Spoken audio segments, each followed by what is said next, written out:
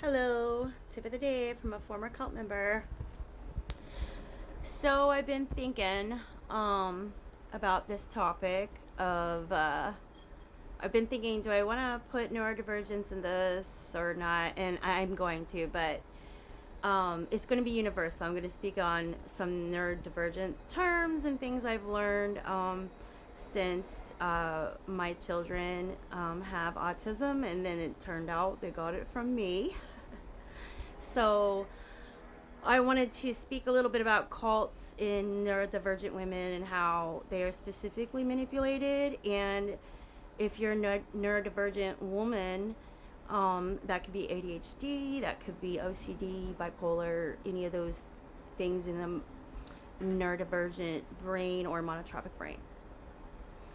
And the topic is going to be on in this video is how cults, if you were in a cult and you've come out of a cult, even though you're not in it anymore and you've gone on with your life, you're still conditioned to not listen to your intuition.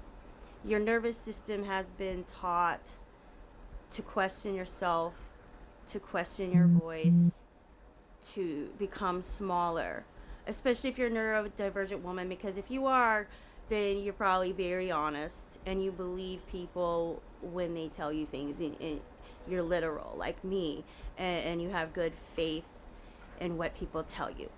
And it's very easy for people to manipulate what they've told you, change it, gaslight an autistic person, especially baiting them is very popular too.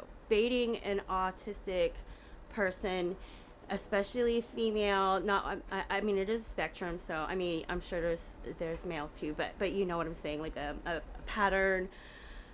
And we will get emotional. I'm autistic. I said that earlier, and I was not diagnosed most of my life. I just thought autism was like Rain Man, and if anybody would tell me I was autistic, it would piss me off.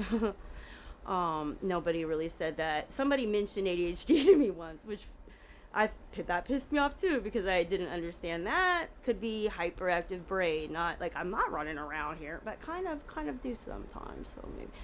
Anyway, I was just imagining someone all like a squirrel, and I'm like, no. But then when he's like, your brain's like a squirrel, and I'm like, oh yes. So yeah, the whole neurodivergent world in our brains and everything, it is a spectrum for everybody. But I think it's safe to say a lot of females, we get emotional when we're baited, because there's two things that drive us crazy. One is injustice, a lie, something we know isn't true is going to erupt in us if we see something like that, or especially if we're being accused of it.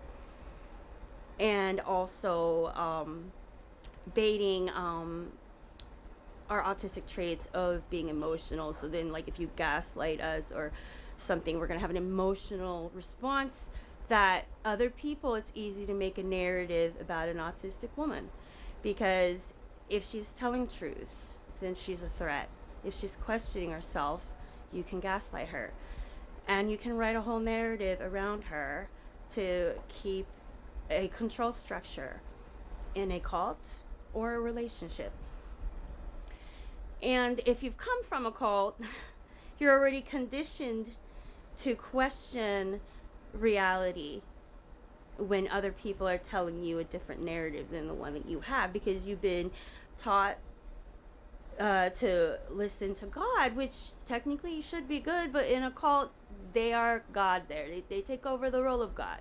So you're being taught, don't listen to yourself, you're wicked, you're a sinner, you're selfish, listen to this outside guidance that knows more than what's going on in your head, and to submitting faith and things like that people are abusing those words, though, because God doesn't like any of this stuff.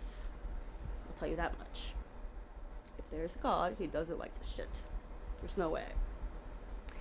And so things I do as a neurodivergent woman now that I've learned very the hard way. So I want to save some time for people. And like I said, this is universal and this can help anybody, but especially if you have ADHD or anything like that, and you're susceptible to having good faith in people who aren't like us, and we can't think like them. So it's hard to know when it's happening to us.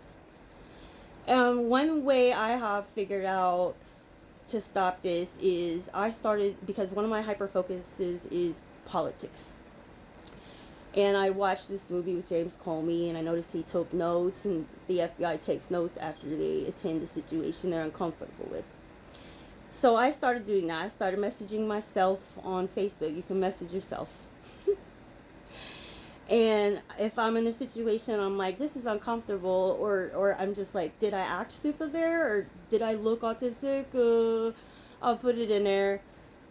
And usually, not always, but and I'll have a timestamp, and I'll have the information there. And then if I'm gaslit about the situation, I can go back and read my notes to remind me what I saw that day, what happened, just factual or emotional if it's like a weird exchange in a conversation. And that's one thing I do. And then another thing I do is I've started to use ChatGPT. And I mean, be careful with ChatGPT. It's not always accurate, and you don't want to like write another person's narrative with ChatGPT. But if you put in, I'm autistic and help me with this social situation. Was this person being manipulative, and put the facts in, or was I too much, or the things you worry about? And usually ChatGPT will be like, yeah, this was kind of, or she'll be like, no, it wasn't. But it helped. I think having that validation and when you're used to not listening, rumination. I'm going to move on to rumination. Rumination, especially if you are neurodivergent, is a new word for me anyway, is when I didn't even know what this was, but it's really cool to know now, and a way to deal with it. And it is like when you're stuck in your head over a lot of untruths. I mean, maybe some of them can be true, but you're kind of in a loop, stuck in bad thoughts about yourself that are usually taught like from the cult, like I'm not lovable, I'm messy, nobody takes me seriously, these kind of thoughts. And instead of indulging in those, I go to ChatGPT and I put those thoughts in there, and then I read these truths, like usually, like I said, ChatGPT gets confused sometimes, but it'll be like, no, you are lovable, and this is not correct or healthy way to view things, or it's very helpful for me, because instead of re-looping a lie over and over, I'm reading factual information, and I'm trying to retrain my nervous system to listen to itself instead of lies it's been told. So I hope I haven't been too boring, because I am neurodivergent and I might be a little nerdy about this stuff, but this is what I've been hyper focused on lately, is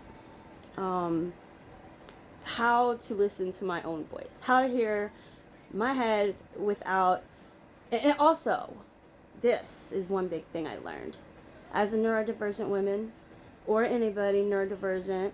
Quit explaining yourselves to people who are committed to not understanding you. I have wasted so much time doing this, and not only is it a waste of time, but it is discrediting it. It discredits you, and it's invalidating, and it's part of baiting. So it's like if somebody wants to control the narrative, gaslight, or whatever, if you're over explaining, you're feeding in to making yourself appear like you're just emotional. Like she's just how she is. So don't waste your time with dissertations or whatever they're called on why you did or remember nothing. You don't need to explain yourself to people who don't care. Let them sit in their quiet or chaos and just starve for what you're thinking.